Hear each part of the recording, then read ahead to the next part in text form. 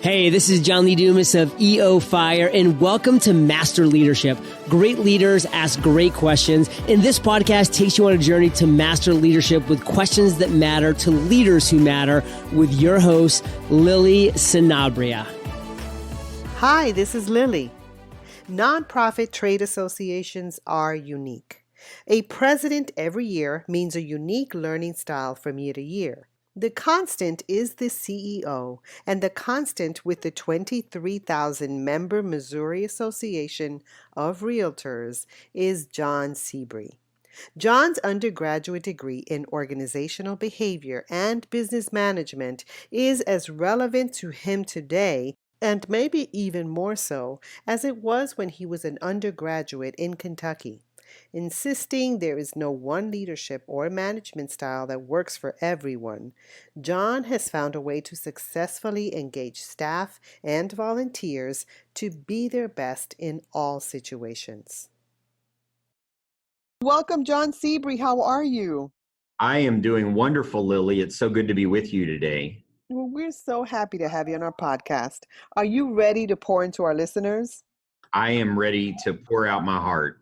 All right. So can you tell us a bit about your path to leadership and what you're doing now? Yes, I grew up in rural Kentucky and was sort of a dreamer and always dreamed of ending up in Washington, D.C. someday. And I went to college in Northern Kentucky, and then right after college got a job in Washington, D.C., and that led me on the path that I'm on now. I have worked for nonprofit realtor associations for almost 30 years, and I spent 13 years in the Washington, D.C. office of the National Association of Realtors after working on Capitol Hill for a few years, and then 11 years with the Florida Association of Realtors. And now I'm the CEO of the 23,000 member Missouri Association of Realtors. Tell me a little bit, because I look at realtors, I don't see nonprofit. Educate me here, because I'm very ignorant when it comes to this space. No, it's an exciting story to tell, because the realtors as a whole are the largest trade association in the world. And it's because the National Association of Realtors owns the word realtor. So it's not like the Education Association that owns the word education, or the Teachers Association owns the word teacher, or the Doctors Association owns the word doctor. We're very unique in this way. And so we have what's called a three-way agreement. And a realtor that you know that is a money-making entrepreneur in your area, no matter where in the country, a realtor is a member of their local board of realtors, their state association of realtors, and their national association of realtors, because of this three-way agreement that we have. And so let's say someone is in Atlanta, they're a realtor, they join the Atlanta board of realtors, they pay all of their dues there, they become a member of the Georgia Association of Realtors and the National Association of Realtors. So it's the association. I am not a realtor. I am an association executive running the nonprofit trade association that is the realtors in the state of Missouri. Got it. All right. So, John, how would you describe your leadership style? I believe that I'm a very inclusive leader. And if you were to define it in sort of traditional terms, I would say I'm a servant leader. And that's something that I think educators relate to. Mm-hmm. And it's something that's very appropriate for a person who is dedicating themselves to a nonprofit association as well. So whether it's a charity or an association or education, I think a servant leader like me is someone who really cares about the people I work with, the people I work for, and the end product. And what draws you to servant leadership? I know for many people that I've spoken to, there's that journey, right? And then there's a moment where they pivot, or maybe several moments where they pivot. Right. Would it be corny to say it was my grandmother's? Tell us. I believe my grandmothers were both great influences on me, and they were different, but best friends. Their children divorced each other, my parents, but my grandmothers became even better friends because they were such an influence on us as kids growing up. And I looked to them as servants. One grandmother had been a teacher for over 50 years, and she had worked hard in the mountains of eastern Kentucky and then continued to teach throughout Kentucky and got her master's. Another grandmother had worked hard since a very young age on a farm and then many different ways. And I think they left a lasting impression on me for how they served others, and it always put others' needs ahead of their own. And it just stuck with me. Made me think of my grandma, who did have an influence on me as well. Thank you so much for sharing that. Now, John, which quotes speak to your life and why? There's so many. And I think, you hit on something when you said you think of realtors as for profit and that kind of thing. So I'm in this world and have been for so many years where, on the one hand, my audience is that person that I'm trying to help make more successful. And on the other, it's running the association in a really tight way that doesn't spend a lot of dues revenue and that kind of thing. So I'm always thinking about ways to do new things. And I would say one quote that I love to use is figure out a way or don't complain. I love that. There's always that person that wants to complain about things, but are they part of the solution? Let's don't put that negative energy out there as a complainer. Let's harness that energy and make things better for everyone. I'm so big into teams. To me, it's all about creating a team. And, there are those who are insecure and they surround themselves with people who just tell them how great they are versus the right people that challenge them. And so I'm big on talent wins games, but teamwork and intelligence wins championships. We're in this for the long haul. It's not about one scrimmage or one game. This is about doing good for the long term. So what does it mean to you to have a good team, and how do you build and sustain one? What it means to me is the difference between winning and losing, being successful and being a failure. And so to me, the team is everything, and finding those people who complement each other. And, we all do those personality tests and we think we all need to relate somehow or be like others. And really it's about finding the people that are so different that combined we complete a circle. That is so, so important. I mean, I recently discovered that many people in a particular association or a particular group happen to be a certain personality style, which makes Right. sense why they are so stuck. And the other interesting thing too is not to pigeonhole people. So you get people on a team, and maybe the last place you worked, everyone in the finance department was a bookworm who loved numbers. And you just think, oh, well, that's what a finance person is. And then you go to another place and you find, well, this finance person is so outgoing and they love to talk to other people in the office about advocacy or something else that they're doing. And it's so unique to the person. So the team can take so many different forms and, just allow people to do the things that they love. I talk to my teammates. Of course, I'm the boss, and sometimes they jokingly call me boss, but I refer to them as my colleagues. No matter where we are in front of others, I don't say, oh, hey, I'm John, I'm his boss, or I'm her boss, or something like that. I'll say, oh, I'm John, I'm Sam's colleague, or I'm Jill's colleague, because it's not about the boss relationship. It's about how we make each other feel. And when you feel really good about what you're doing, you accomplish more, you're happier with your environment. And you That's work sort of- harder. You do. And it leads into the second part of your question. You said, how do you build them? And it's, giving that positive reinforcement and not hitting the roof when something goes wrong or crying that the sky is falling, when a deadline's missed. I learned this early on. Take everything that happens to me and make it an example. Learn That requires that you be very intentional and present. very. Thank you for sharing that, John. Sure. Now, can you tell us about a leader who inspires you? Oh my goodness. I can tell you this will probably be the opposite of what you expect and what other guests have said. But, when I was in college, I sort of fell into my major. It was business management, but organizational behavior. That was the track I took. And it just spoke to me at the time as, if I'm in organizational behavior, that should help me no matter what I do in the future, because it's about making sure that people work well in teams and work well together. Mm-hmm. Well, here I was, a poor kid from rural Kentucky, graduating from college as the student body president. I'd worked hard, I'd done all this, and I get a job in Washington, D.C., working on Capitol Hill. And the person that I worked for, I hate to say it, but was a tyrant. They were, John, that happens often.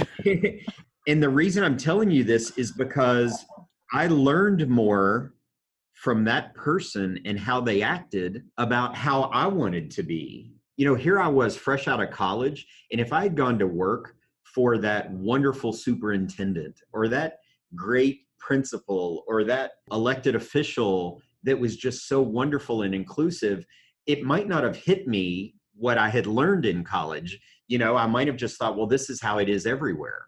But instead, right out of the gate, I was faced with the most challenging boss that anyone could ever have. And he loved to make people cry and scream at them and leave the doors open so that everyone could hear him screaming and belittling. And I immediately learned that is the opposite of what I want to be. It made me so much stronger. I also had to realize he's not screaming at me because of something I've done. He's screaming at me because he's so unhappy in his own life. That took some reflection. It may have taken some time because when you're in it, you're not thinking that way, right? You want to react. Right. What advice can you give someone who's listening, who's going through that? Here I was living paycheck to paycheck in a very expensive city, didn't know many people. I stood on my principles, going back to those grandmothers and the things that they taught me. As much as I needed my paycheck that week, when that boss was screaming at me so that the world could hear, I actually said, and I don't know where the strength came from. I said, "Can you hold on just a second?" And he looked at me like I had three heads. Who asked him to hold on a second? I walked over and slammed one door shut. I walked over and slammed the other door shut so no one could hear, because that's what he loved. And I said, "You don't scream at me like that. Why would I deserve to be treated the way you're treating me right now?"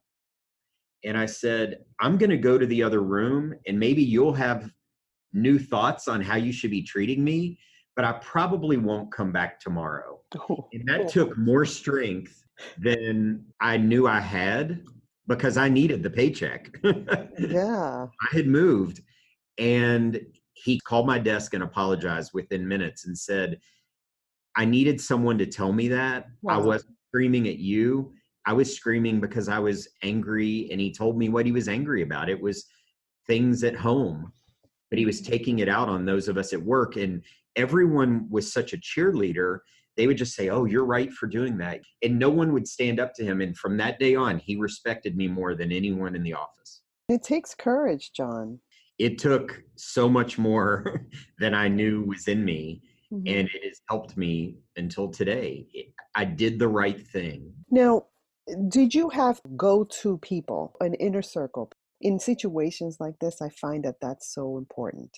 I did, because as a young person living in Washington, D.C., everyone is in that same situation where you're almost like an orphan there. Obviously we have a strong support system back home, but in that environment, you're all in it together, and we were all going through the same thing. It's just none of them had had the courage to stand up. And the minute I walked out, people were high-fiving me because they could hear through the door.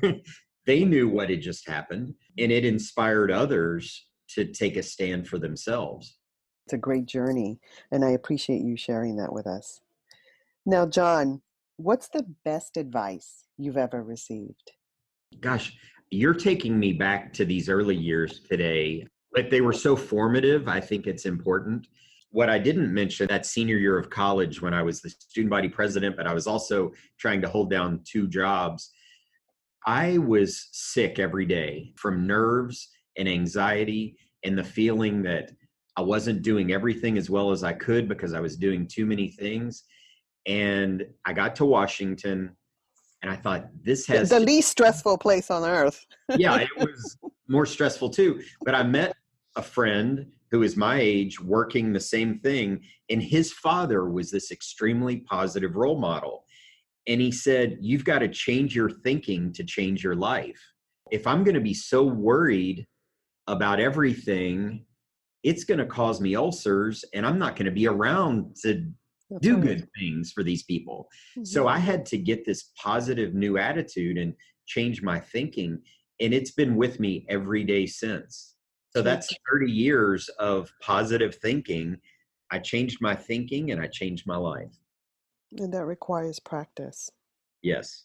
So, John, can you tell us about a challenge? I mean, we've heard some already. Yeah. The challenge that you've experienced and how it shaped your life. You know, I'm sitting here in the middle of the United States now in Missouri, where things are fairly calm. But the 11 years prior to this, I was in Florida. And when I got to Florida, here I was, a senior executive with one of the largest real estate associations in the country. And things were pretty good, but we had an economic crisis soon after that. And Florida was ground zero for that. Hmm. And so the challenge was we had a certain number of members, and the membership fell drastically. So there was that internal struggle of budget cuts and staff changes and that kind of thing. But then those members who continued to be members and struggled, and we were the foreclosure capital of the United States. So trying to find ways to understand these new issues that I hadn't dealt with before, such as foreclosures and short sales. And so we were very focused, and I was a big part of that, working with government officials, both at the state and national level, to figure out how are we going to get out of this? What programs do we need? What legislation do we need that isn't currently here?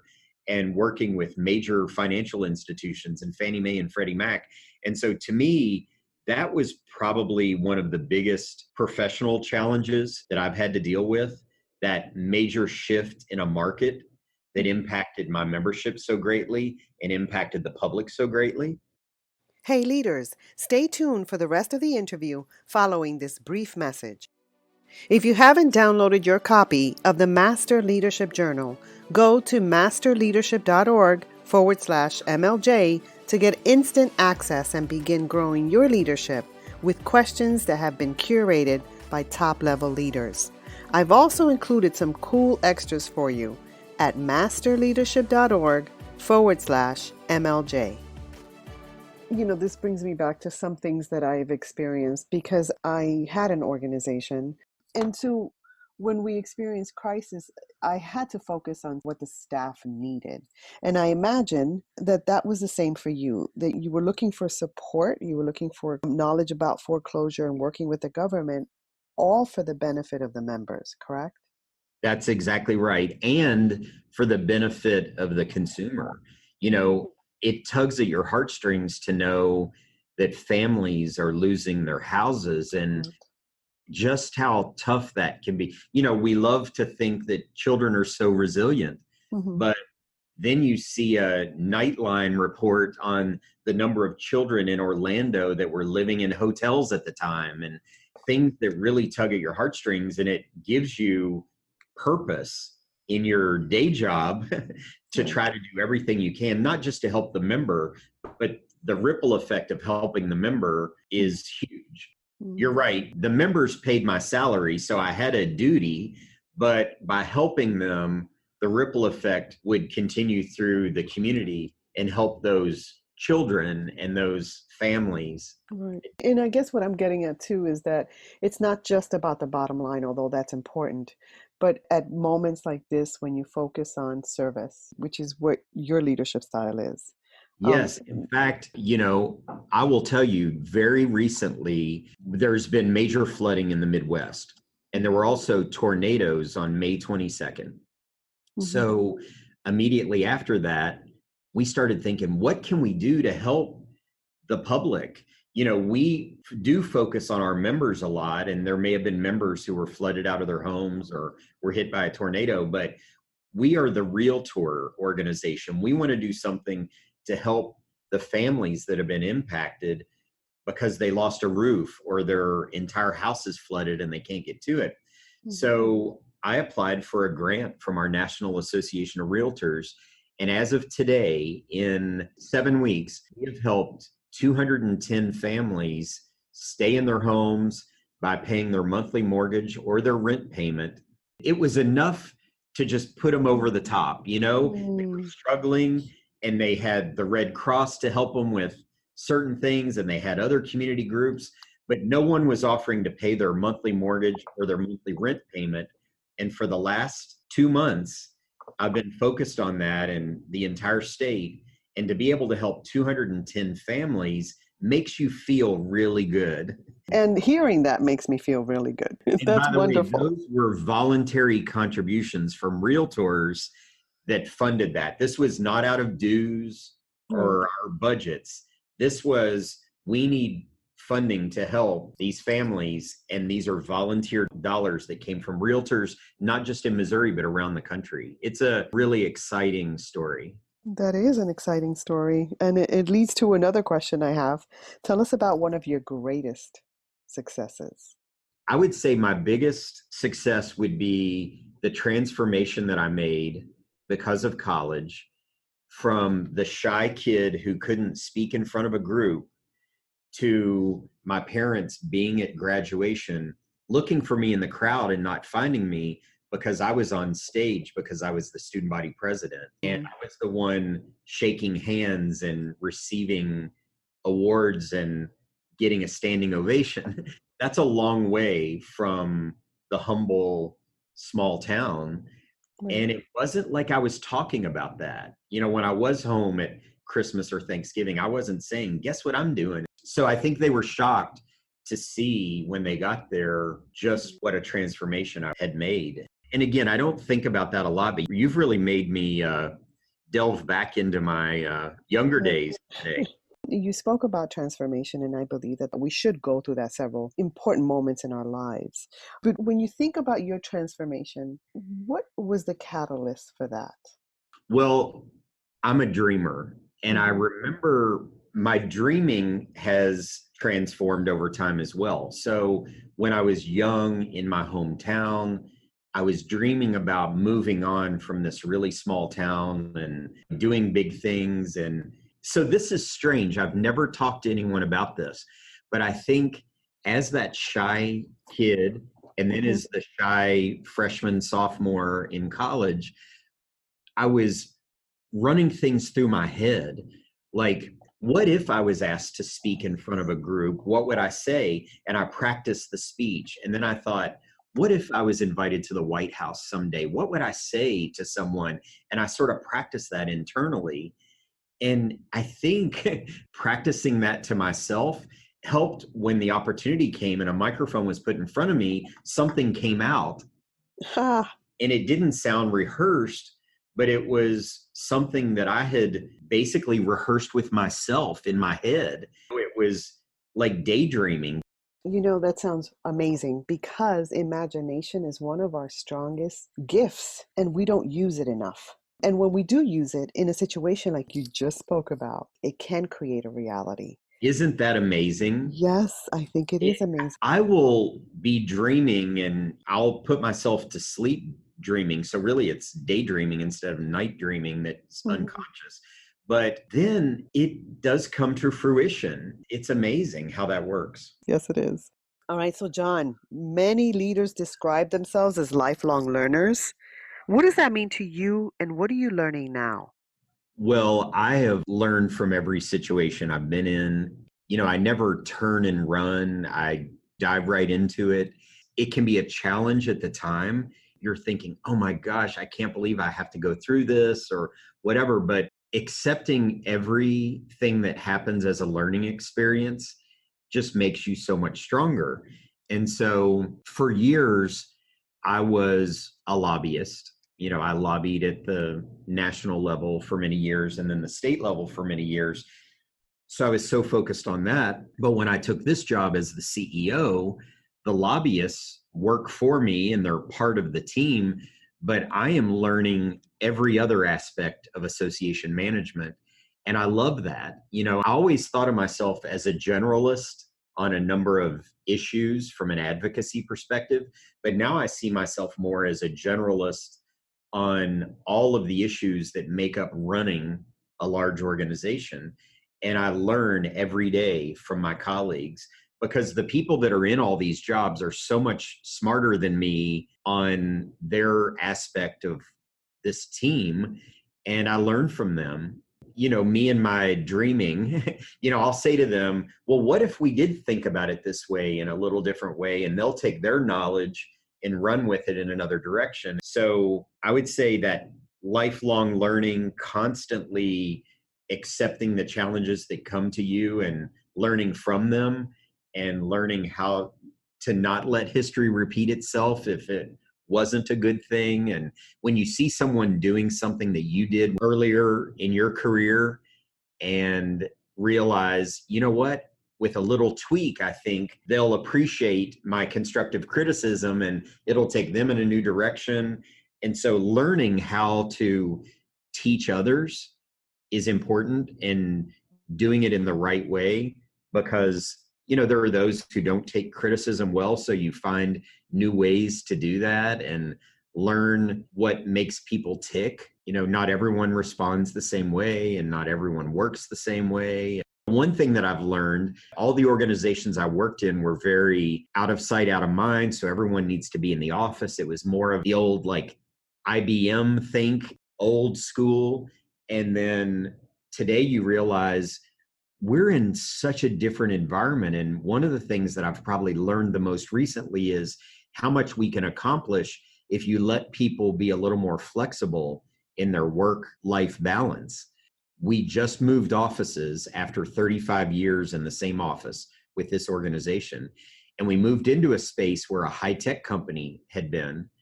And it's so open and there's all this collaborative space and things we didn't have before. And I've started learning how much better we do when we're together sharing and we all go to the break room with our computers because it's Wi-Fi and you're not having to be connected, and learning to roll with the punches, I guess it is, and learning that there's a new economy out here and a new way of thinking, and the younger generation thinks differently than the older, but we all have to work together. So embracing diversity in the workplace. It's funny. I wrote down embracing before you said it. I was Good. so tuned into you. Good. One of the questions that you ask that I think is really important for leaders to ask is what if? Because you're using your imagination, you're future thinking, you're envisioning things. I love that you do that. What if? You also spoke about being flexible as a leader. And I know that before we connected, you spoke about the Wi-Fi and having to embrace that. And you weren't frustrated at all. You were just embracing that and learning, right? Well, let's learn this together, which is really a wonderful thing to do as a leader. With that, what have you read, watched, or listened to that our listeners should as well, and why? Well, I read the same way I watch TV. I've got lots of things going at once. I don't binge watch the same thing in a row. I'll watch a few episodes of this and a few episodes of that. So I'm the same way with books. I keep a stack by the bed and I keep a stack in the office. And I'd say from a leadership perspective, the two things that I'm most focused on right now are my president last year gave me the 15 commitments of conscious leadership.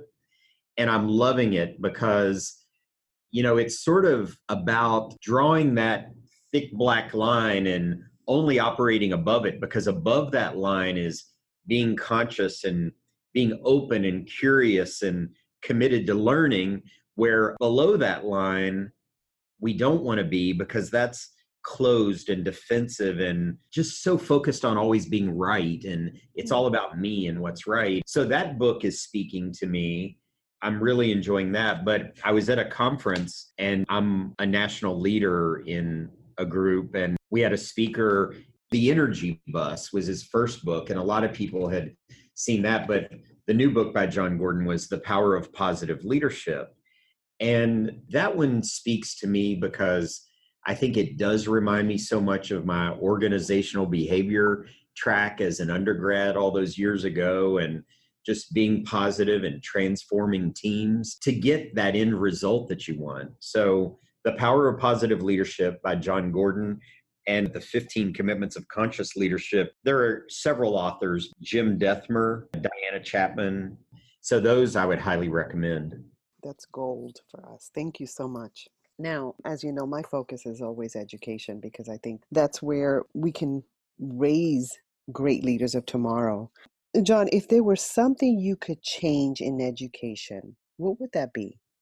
You know, I'm a product of a 4-year public high school and then a 4-year public college undergrad, and then a private, very well-known college for my master's degree, the George Washington University in Washington, D.C. So I've sort of seen it all. But, you know, in my high school class of 25, I was the only guy to go straight to college. You know, at the time, I thought that was sort of a big deal because I felt like, why isn't everyone going to college? And I've since realized in a lot of places there is this focus and there is this expectation that you go to college. And I'm glad I had that expectation from those two grandmothers I was telling you about. There was never a question for me, and it was the right thing for me. But I think sometimes we don't stop and realize enough, at least our elected officials don't, that there are other options in education, such as vocational and technical education, that is really necessary for our economy to be successful. We need experts in all of these areas.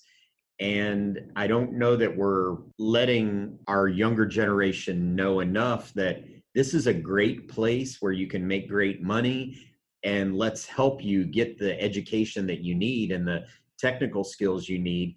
Maybe it's a 4-year college for you, but for you, maybe it's 2 years of technical school doing this to become an expert. And so there's that. And then from my experience as an advocate in real estate, I will tell you one of the most frustrating things for me is that the teachers of our children aren't likely shopping in the same grocery store as our children because they can't afford to live in the neighborhoods where they work.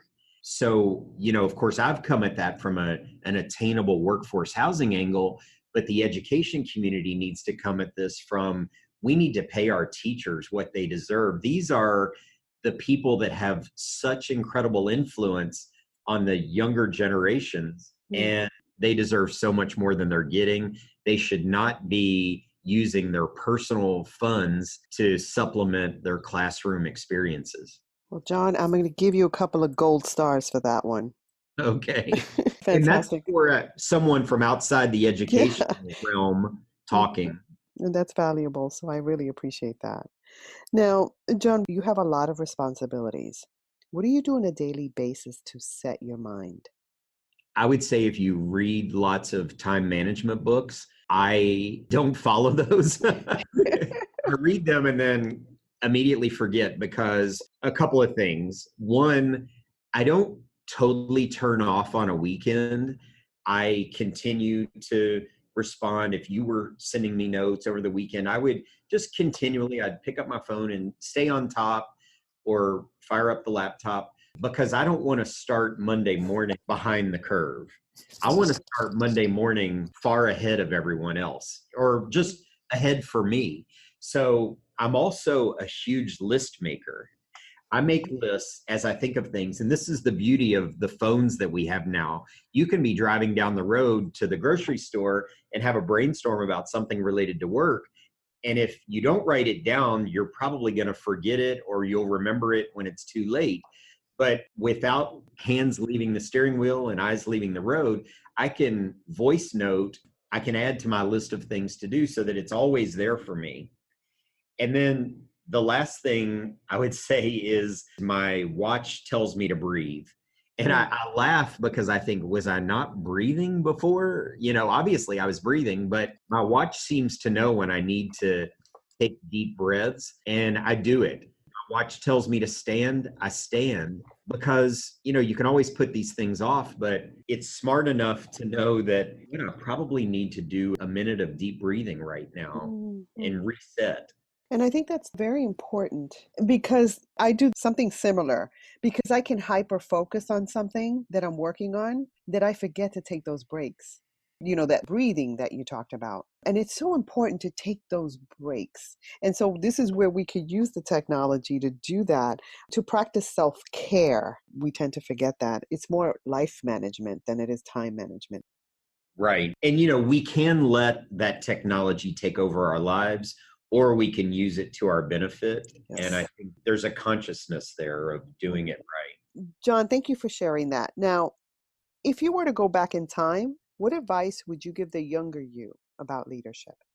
I would remind myself that someone's always watching, and those first impressions really matter, because I learned from an early age that the people that I was meeting on the way up were the same people I would meet later in life or moving on. I didn't dream I would move on to Florida or to Missouri, but it's coming full circle now that in Missouri, I will meet someone with an organization and they'll say, "Oh, I've heard about you from my Washington, D.C. colleague. They said to look you up because you'd be a great resource, or you were always great to them."